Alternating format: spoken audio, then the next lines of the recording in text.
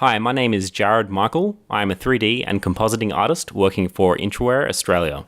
And in this video, we're going to take a look at Katana, a look development and lighting tool from the Foundry. We're going to start off with a basic introduction to Katana before moving on and looking at the key features, analyzing Katana in production before we jump into a demo in the software itself.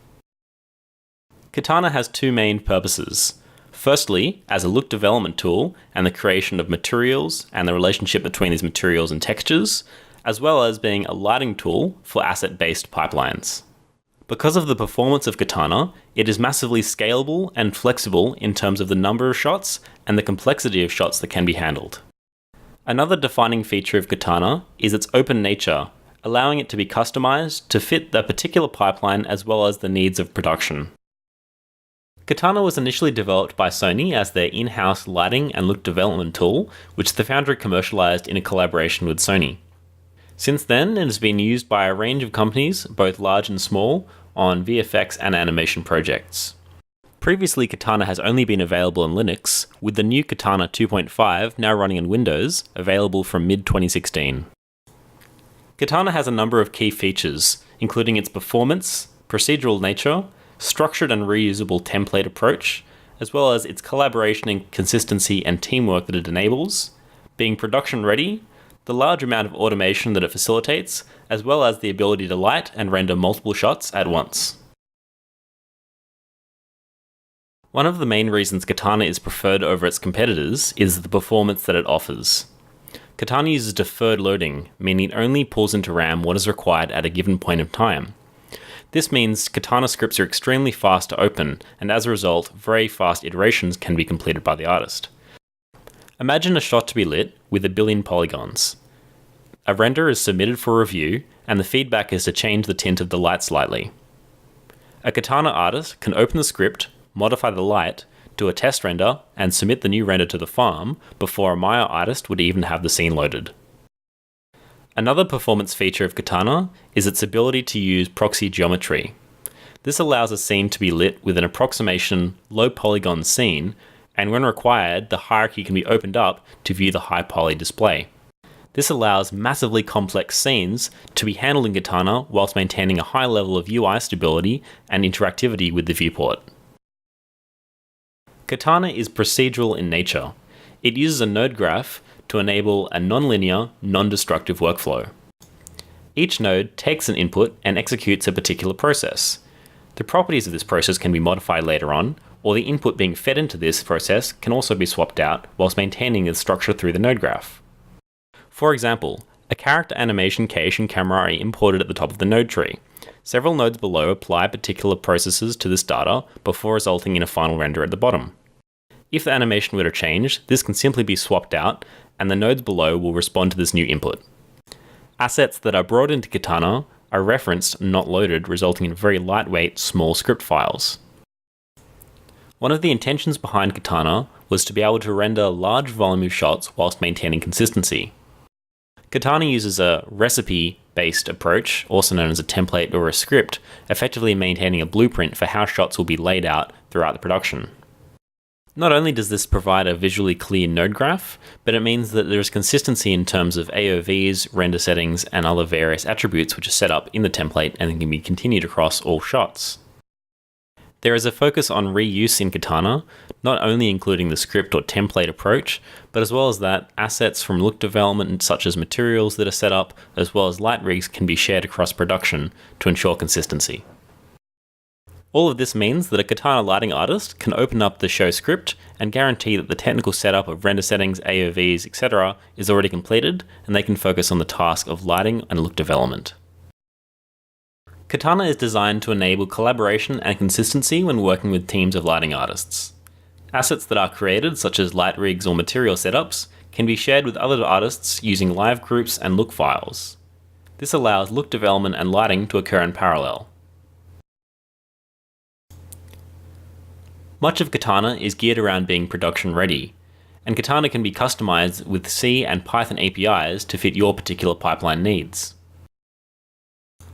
Katana is render agnostic. Any engine can be integrated with a certain amount of development, and currently RenderMan, Arnold, and V-Ray plugins exist to work straight out of the box. Industry standard file formats such as Alembic are supported. There are a range of 2D compositing nodes built into Katana, allowing artists to test their render against a 2D background. This can be done directly in the 2D viewer and avoids the requirement for artists to leave the program to do a bash comp in something like Nuke. Whilst Katana offers many benefits straight out of the box, there are many areas in which Katana can be automated to further increase efficiency and performance on production. Some examples of the automation that can occur are the automatic importing of the correct cached animation geometry and cameras for a given shot. Katana allows the use of a rule-based workflow through use of custom CEL expression statements, hierarchy path locations, and stored collection sets to make relative rather than absolute assignments. For example, materials or any attribute can be assigned to all children of a hierarchy location, or assigned to all assets with a wildcard name or metadata value. And in the context of applying a material, this means the asset could be swapped out or used in a different scene and still work, using this rule-based rather than absolute-based reference to a particular asset. Further customization is possible through the use of C, Python, PyQt, and now Lua language, which allows the scripted creation of nodes, expressions, and node parameters. Macros can be used to create gizmo-like supertools that wrap several nodes into one custom node. Katana's ability to handle large environments without having to split up into smaller shot-specific sets makes it well suited to lighting and rendering multiple shots at once. This, combined with a feature called graph state variables, translates into the ability to light and render an entire sequence in a single Katana script. For example, imagine a sequence with 20 shots in a single environment. Lighting can be done with a hero wide shot, forming the basis for the lighting across the entire sequence. This lighting is inherited by all shots in the script. Then, as needed, graph state variable switches are used to make overrides on a shot-by-shot basis. For example, swapping out to the correct camera, animation cache, or overrides to light settings such as position, intensity, tint on that shot-by-shot basis. This is one of the features that makes it possible for a very small team to light a huge volume of shots whilst maintaining consistency and the ability to make changes easily. Katana has been used on feature animation and visual effects films, as well as TV and advertising.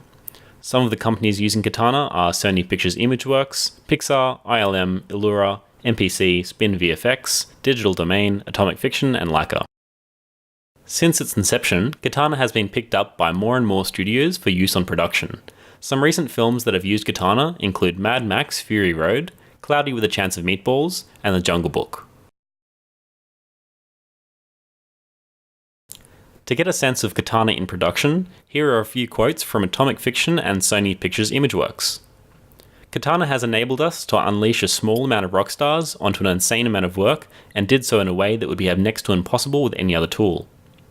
Katana is the kind of program that can handle a lot of volume, and you really can rely on it. It lets you create very complex systems of rendering that are both very broad and at other times very specific, so you're never looked into a specific way of doing something. A novice in Katana can, and usually does, start lighting on their very first day of use. It provides an automated way of pulling in all the bits needed, whilst allowing a seasoned artist to easily pop open the hood for deeper exploration. Now that you have an understanding of what Katana is, we're going to jump into the software itself and have a demo. Some of the things I'm going to be showing you include the interface, node structure, importing assets, proxy geometry and loading the scene, assigning materials and CEL, look files, live groups, AOVs, graph state variables, and switching assets and engines. Okay, jumping into Katana itself now, we're going to have a bit of a demo inside the software. And for starters, I'm going to show you a particular city scene file that I've been working on. I modeled this in Maya and I used Katana to light and render this setup. And this shot is what I'm going to use as an example for lighting and look dev in Katana. Into Katana, we're going to have a look at the interface first. So in this top left area, we have our node graph, which is our working space, very similar to Nuke's node graph, where individual nodes, inputs, processes, and outputs can be inserted. Down our bottom left here, we have our scene graph, which is very similar to a Maya outliner, where we can see all the individual pieces of our scene. So geometry, lights, materials, all these things will be visible. And it depends at which point in the scene that you're viewing a node at, that determines what you're going to see in the scene graph. So for example, at the very top of our scene graph here at our set geometry, if I click this, we're going to see only the geometry in the scene. Whereas if we view later on down our stream, we're actually going to start seeing our materials also existing. So now we actually see our materials once we're viewing from this point in the node graph.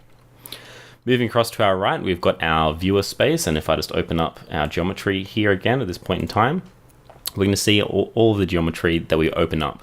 Now Katana is a little bit different in that it's only going to show us what we have open in our scene graph.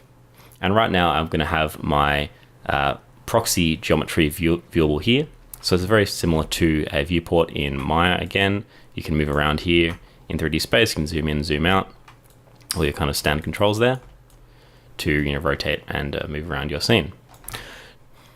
To the right hand side here, we have our monitor, so our render view effectively, and we have a bunch of controls here for being able to analyze particular pixels, to be able to overlay a foreground over a background element, as well as our attributes. So the current state of our attributes at a particular point in our node graph, and our render log, so we can see exactly what's going on with the render. This is super useful for diagnosing a particular issue compared to Maya, where you're kind of sitting there not sure what's going on, why it isn't rendering. This gives you a very detailed analysis of where it's at and any problems that it might be coming up against. We have our project settings on the bottom right here, and up the top we have our parameters section, which is a very similar to Nuke's properties bin. So up the top we have our node graph, but next to that I've currently got some animation tools, so our curve editor and our dope sheet, and any extra tabs can be found here in our tab file menu here. And obviously all of these views are customizable, so you can pull these off and move them around depending on where you want to position your things. So this is very customizable. All right, so taking a look at our kind of recipe approach, I'm just going to go full screen on the node graph here. And this is kind of a template or a script for approaching a particular show. So generally at the start of a production, there'll be a script that's created, and that's the starting point for all shots. There's locations for everything. So for example, at the top here, I've got my geometry coming in, my cameras come in, these are all merged together using merge nodes. They're very similar to Nuke. Just basically adding that to the scene graph. I also have my materials which are added to the scene, and as I come down, I have my material assignment that occurs. Right now I'm going to skip over this look file, and so then we have our lighting. From our lighting we come down, we have all our render settings, our AOVs, and finally our different outputs for our render. So this template is kind of used over and over again, and you'll actually notice in this script I have two. I have a look dev and a lighting backdrop here. So this isn't necessarily the standard case. Often what you'd have look dev artists, and they work in this kind of test bed scene of test lighting rigs, and they'd set up all the material graphs. This gets baked out as a look dev file, and then the lighting artist kind of opens this up, and they can simply go geometry, and then the material assignments and the materials are taken care of by the use of this look file resolve. So that's effectively this kind of template approach. It speeds up workflow, but not having to go through and set up all the render settings, AOVs, etc. For every single shot. It's already done. It can be shared across all the lighting artists and just maintains consistency across the project. So jumping back, we're going to have a look at our LODs. If we look on the right-hand side here, we can see a fairly detailed scene, but on the left-hand side in the viewer monitor, we actually have a relatively low poly version of what's going on in our scene. So this means that the lighting artist can light the scene without having the complexity of all these polys. This is approximately 100 million polys in the scene, but by using these proxy pieces of geometry, you have a very fast, lightweight interface, still enough to do all of your lighting with, but not so much that you're bogging down your scene. 100 billion polygons in Maya is going to bring it to a real massive slowdown. However, in Katana, by using these proxy system, we can actually handle a very, very large amount of polys. If you do need to see a particular full resolution version of something, that can definitely be kind of opened up so you can see that full particular graph. And to do that, we simply need to expose that piece in the hierarchy. So for example, I can open up my cube building and open this up to the very bottom level by expanding the branches, and then we can see the full resolution version of that here. This is part of what makes Katana very fast. It only brings in the data when it's needed. At render time, the renderer is going to see all this detail. It's not going to see the bounding boxes because I have a flag here turning the visibility of my bounding boxes off. But for our viewer, it's very convenient just to only see the data that we need at the resolution required for whatever we're doing. Okay, so as I mentioned, this scene is approximately 100 million polys, and generally in Maya, this would require quite a long load time to bring all of this data in. I'm just going to close this project. I'm going to create a new one just to clear this out. Okay, and I'm simply going to reopen that project again from scratch. 1, 2, and we're back in. We have our project fully loaded in our scene, and you can imagine this is the context of a, perhaps you go to review, you're told to make a small change on this 100 million polygon scene. You can simply open that file, a couple of seconds, come in, make a change. To example, maybe the tint of the light needs to change. We can open that up, make a change very quickly to that, do an interactive render, and then submit that for our render farm in less time than it would take to simply even open the file in Maya.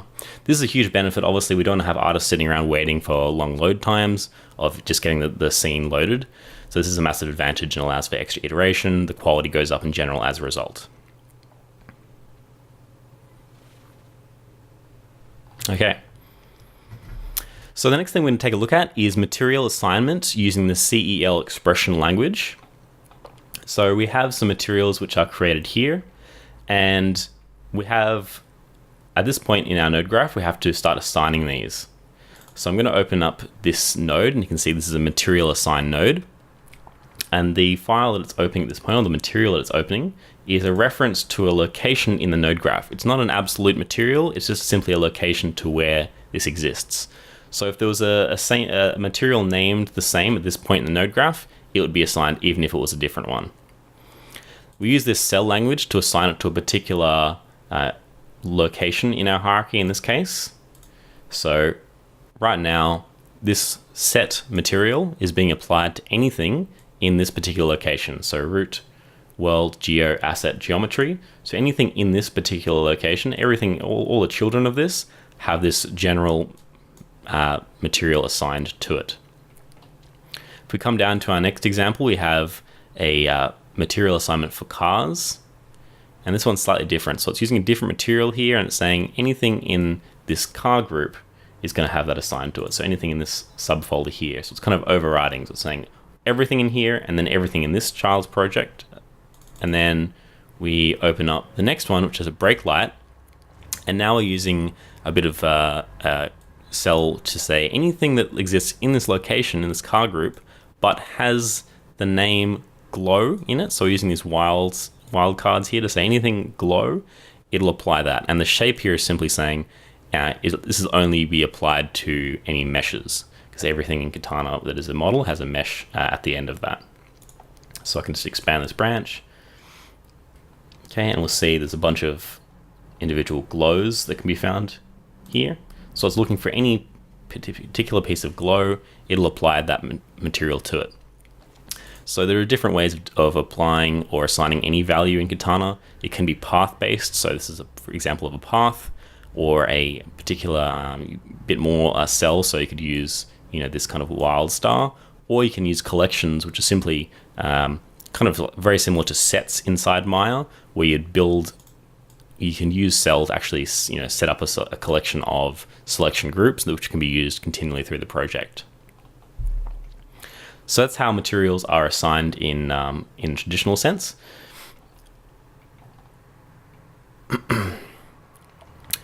We're now going to have a look at the lighting tools inside Katana, and the Gaffer 3 node houses all of your different lights that are available. It's very easy to do, and in this case I actually have both RenderMan and Arnold lights which coexist in the same node, and that means that later on down the track I can render from either Arnold or RenderMan, and it'll work either way. So very easy to create a light. We simply right click and say add light, and then we assign a shader to that as required. So in this case, for my AR distant light, it's an Arnold setup using a distant light shader under my material here, and all of the properties that you would be used to inside Arnold for your lights can be found here. So your intensity, exposure, whether it's casting shadows, etc., all of those settings are as standard. And up the top here we have our exposure and an intensity, and the ability to have light linking on here. Some nice other lighting tools are the ability to mute and solo lights. So for example, in this scene I have, with my Arnold setup, I have an environment light and I also have a directional light. So I could say I want to currently mute that directional light, and then I'll simply re-render, pressing my / key, just to see the effect of, if I only want to see what the contribution of my environment light is, for example, in my scene. Okay, so very useful in diagnosing what's actually happening in your scene, rather than having to turn lights on and off. Whilst we're looking at our monitor here, we're going to have a look at some of the extra features.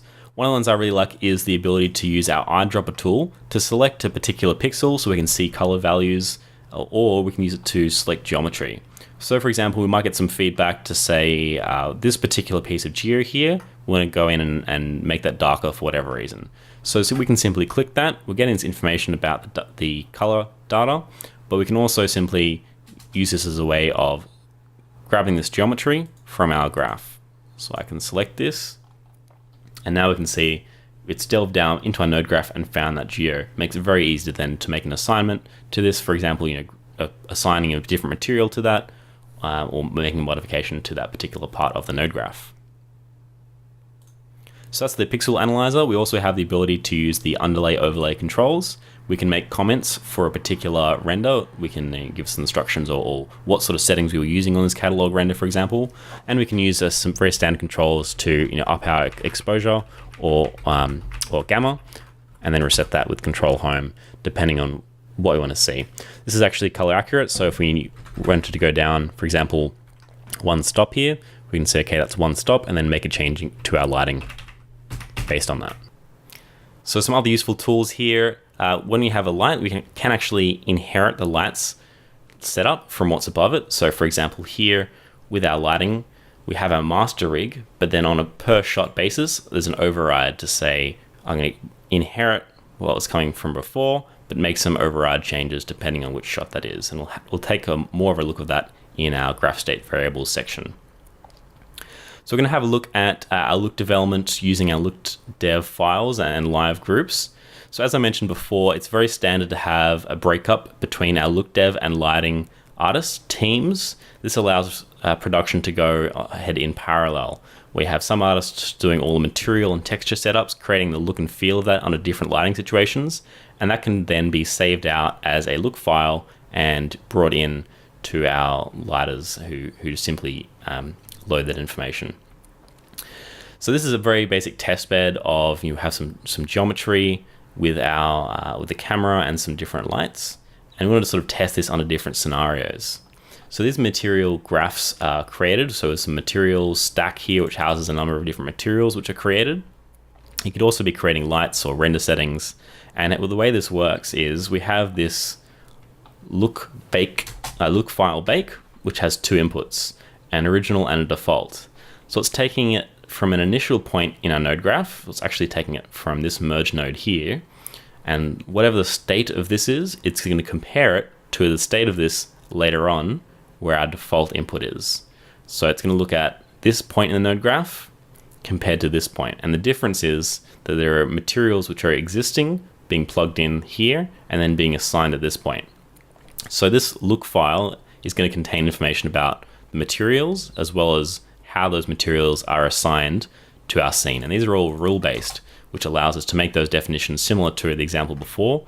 We might have particular hierarchy locations or particular wildcards using metadata brought in from Maya to assign materials based on names or other values which are included in the Limbic file. So this look file is basically a script. It's very lightweight. It's a KLF file which can be written out, and that contains all of this data of the materials and the material assignment. The lighting artist can then simply has no need for the materials or the material assign sections, so we could even disable these, and instead of that we can resolve our look file. So if I render this again, we can have a slightly different look created from our look file, And this is completely bypassing our material assignment. In this case, it's actually overriding that, but I could also disable that. Okay, so now we have a different light, different material setup brought in from this look file. Okay, let's take a look at the graph state variables inside Katana. And this is going to allow us to have a single Katana script, but light an entire sequence in this one file. So the way this works, I've currently set up in the project settings a number of variables. So if I open this one up, we can see I have a variable here called shot, and I have a few different shots that I've created. 010, 020, and 030, representing 3 different shots in this particular sequence. Up the top then, we have this little variable, and we can choose which shot we're going to be using. And depending on which one we select, the node graph will go through and choose the correct switches to travel through our network and then push out a render depending on which shot we have active. For example, let's say we have 3 shots in the sequence. Depending on which shot we choose, we need to make sure that the Katana script is going to load the correct camera. So we use these simple variable switches to do that for any parameter required. So for example, our geometry might need to change, our animation cache might need to change, our cameras, that sort of thing. So in this case, we have a very simple switch. It's simply saying, depending on which shot we're using, which variable is currently active, it's going to use that specific camera. So if it's shot 1, it's going to use RenderCam 1. If it's shot 2, it'll use RenderCam 2, and 3 for 3, etc. So if I were to change my shot to shot 2, for example, it's going to look at that variable switch and render from that new camera point of view. So I'm just going to re-render again. I'm going to see that new camera location so you get an idea of how this works. Okay, so this is now a different camera angle that we're seeing. We're looking up now, and the same if we went to shot 3, we'll be able to see that third camera angle. So because Katana is very efficient at handling large sets and doesn't need to be split up on a per shot basis, it means you can very easily have a very large environment and then simply have one Katana script and light them all in this one space. Obviously, you may need to make changes to other values other than the lights on a particular shot. That may include, the light intensity, the direction, or the materials, etc. on a given shot. So we're going to take an example, take a look at one of those examples. So the approach for lighting this type of sequence could be, we've taken a hero wide shot. So the first shot we saw might be an example of that. And we've created our light rig, our Gaffer 3 node, and done some basic lighting, getting that looking good. Then on a per shot basis, we may need to make some overrides to say, okay, on shot 2, we're going to actually have to change the intensity of the light, or move those lights slightly, or change the tint of those lights, etc. So this is what's happening here. We have an extra Gaffer 3 node, and what's happening is, depending on which shot we have active, it's going to choose which of these paths to flow through. So if I change this to shot 2, for example, or shot 020, it's going to travel, it's going to use my master lighting, it's going to inherit all this lighting setup, but then it's going to go through this second path, and it's going to use this override. So what I've done here is I've actually inherited the incoming scene, so it's brought in the light setup from here, but then I've made some changes, some overrides to this particular network. So I've adopted this for lighting effectively. This is where you can adopt it for lighting. And so if we look at it up here, we have this red and orange, and then we're changing it to a kind of a more of a pinkish kind of hue to that. And the same even for our shot 1, I've made an override where I'm changing the scene to a green. So let's take a look at that. Change it to 010. Re-render. And so we're going to see a green scene now. Great, and there we go. So this is an effective example of how you could potentially have an entire sequence of shots, maybe 20, 30 shots in a sequence. You do a generic kind of master lighting rig on that, and then as needed, you make changes so that the animation gets swapped out, the cameras get swapped out, and then any overrides occur as needed. But this allows you to output all of your shots from this one script file, and if you do need to make changes, you can make it to the the generic top level, which is inherited by all of the subsets here. Taking a look at our AOVs set up for a moment, it's very standard to have to set up our beauty pass, direct diffuse, indirect, Z depth, normals, point position, etc. on a given shot. Because this is part of our template, this only needs to be once, and lighting artists don't have to worry about doing it. It avoids repetition of work, and it ensures consistency across all of the shots. This means that artists can simply view through the viewer whatever AOV they require. So for example, by default, we're going to see our beauty pass, but we can obviously change that to whatever AOV we require. For example, our Z depth pass. And you can simply change that back. So I'm going to put that back to our beauty, and we can take a look at some of our ability to set up different render kind of passes rather than arbitrary output values. For example, we may need a render for comp, which only has these cube buildings on the left-hand side. This is achieved by simply having a dot which comes across and creating a separate render output. In this case, we're using an isolate node, which we're isolating these particular things, so just our shot camera and this cube building, and we're isolating it from the rest of the world. So as a result, when we render this, we're just going to see those cube buildings by themselves, okay? And we have an alpha channel there to be able to comp that out. So it's very easy to set up whatever render outputs you require just using these isolate nodes, and there are also prune nodes which are used at the top of our node graph, for example, to remove our bounding box from the scene or set the visibility for that. Okay, so now let's take a look at using Katana's overlay functions to basically do a slap comp in our viewer here in our render space to have a look at how this is going to look when comped over a background. So we have this character here, this robot character, and this is for a VFX shot where there is a car which is chasing this particular robot. So using our catalog, which is a way to view all our different renders that we've been working on, these are automatically saved, we can turn our underlay overlay tools on and overlay a particular shot. So for example, this I've rendered this car image. I'm simply going to grab this one and put this as our underlay, and then change to our overlay image. Okay, so now we're able to see our 3D element over our 2D backplate.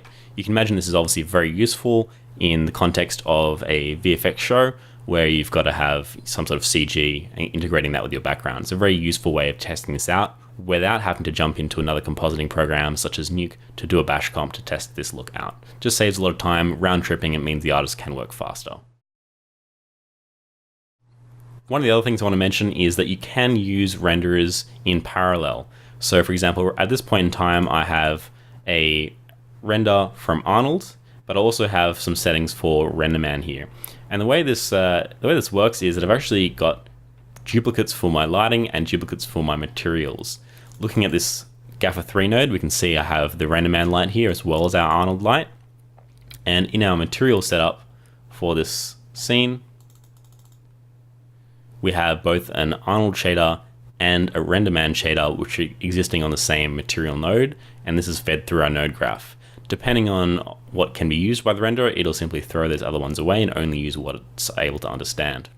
So we can go up and down to view our previous renders, and initially we had this render. So if I want to see what this looks like through my RenderMan viewport, I can simply render that.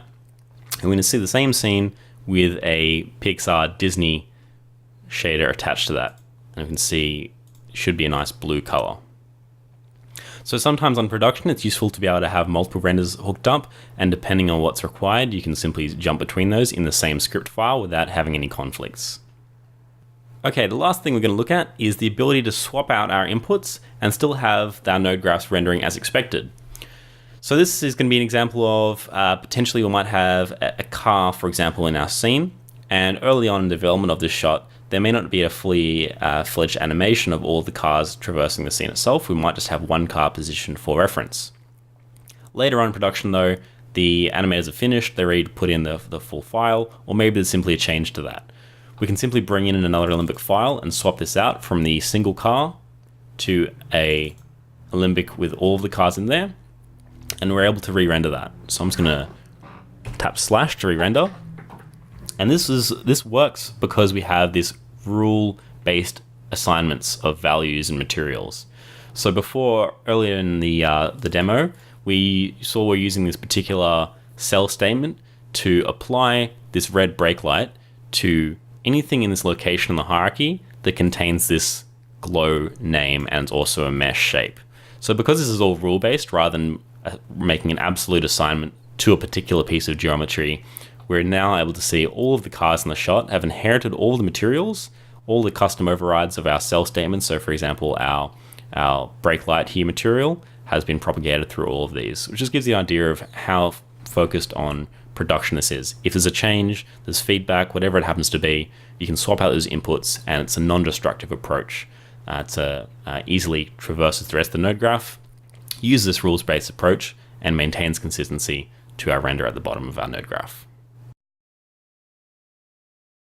So in summary, Katana is a dedicated look development and lighting tool that empowers a team of artists to efficiently tackle a vast number of complex shots whilst maintaining a high level of quality and consistency.